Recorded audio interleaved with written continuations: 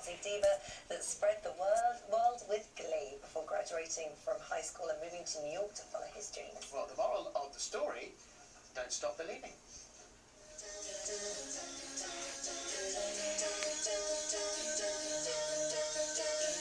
I have never dressed up like a woman.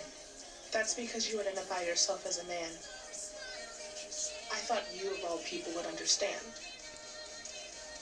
I'm wearing them.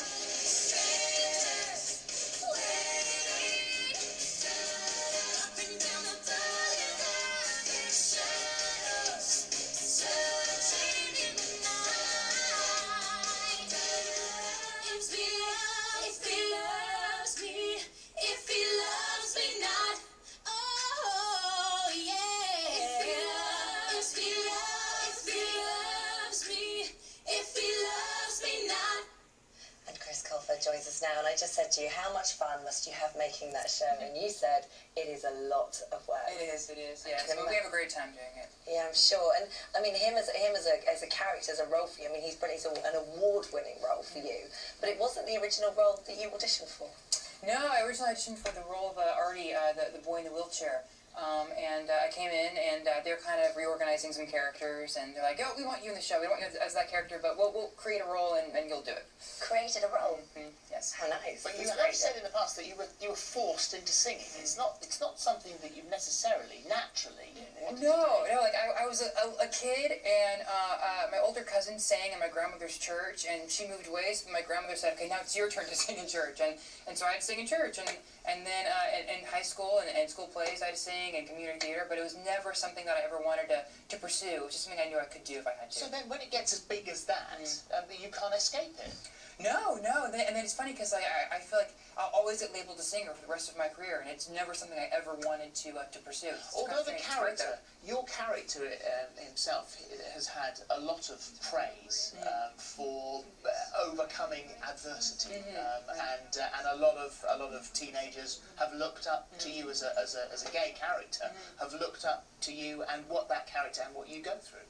Well, yeah, it's crazy, and it's funny because I think a lot of people think that his demographic is mainly just gay kids, and I'd say it's maybe 5% gay kids. I think he was a character that represented being different and struggling in an environment for acceptance for being different. So I feel like any kid that has felt that has really bonded with him. Which is good to know now, because when you first took the role, a lot of people warned you off taking this role for the absolute opposite of what you've just said. I know, it's kind of, there's many rules that I guess I've broken, because when you first get kind of in Hollywood, they always say, don't do a gay role, your first one, because you always get typecast the rest of your career, and you'll never win an award, you'll never get any praise, and you'll never get one of the things someone said to me was, you'll never get a strong female following. And I'm like, really? Because like my book signing that I went to yesterday, there were 1,000 girls, so that's interesting.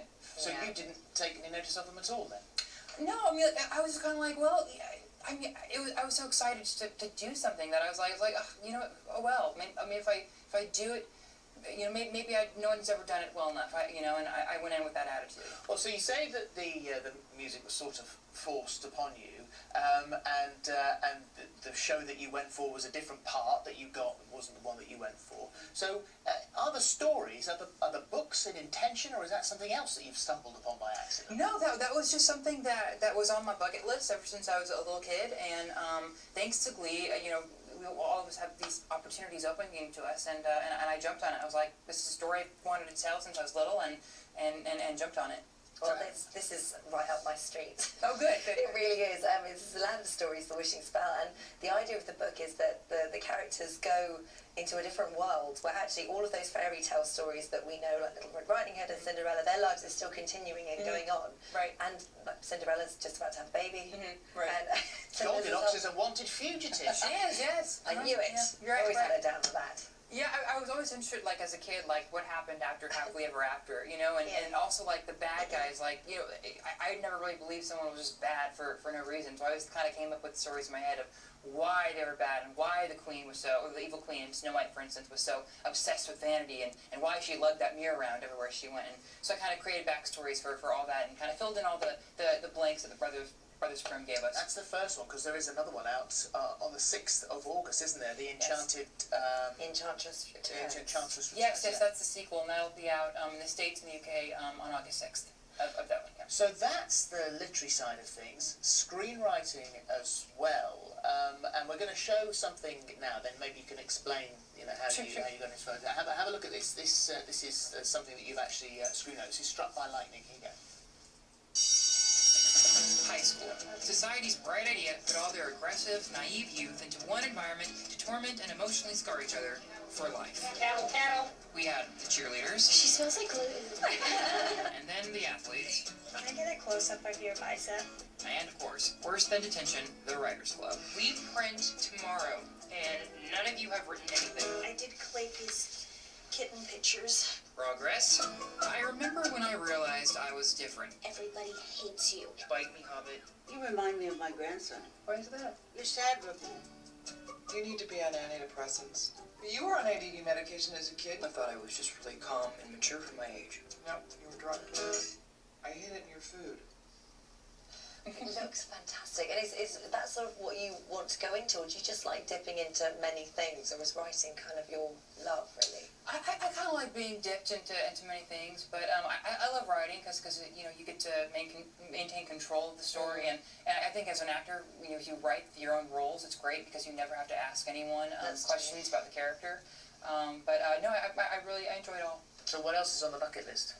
Oh gosh, many more movies, a few more books. I'm sure I've written 3 books, so I've done quite a bit, but I still have a few more that I want to do. And where are you at with Glee at the moment?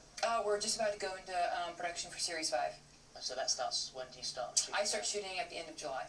So you know what happens? You've got No idea, no clue? clue, no, absolutely not. We never know until we get the scripts like the week before. Now, can I just get you to do something before you leave? We have a little girl called Ellie McKitten. She's 13 today, and her auntie Nick has written in and said that she's your biggest fan, and she would love it if you could say happy birthday. So, it's Ellie? happy birthday to Ellie. Happy She's birthday, 13. Ellie. Happy birthday. How old is she? She's 13. 13. Good luck. Good luck. Thank you very much. Thank you so It's much. lovely to see you. Thank you. Right, still to come, Samuel L. Jackson.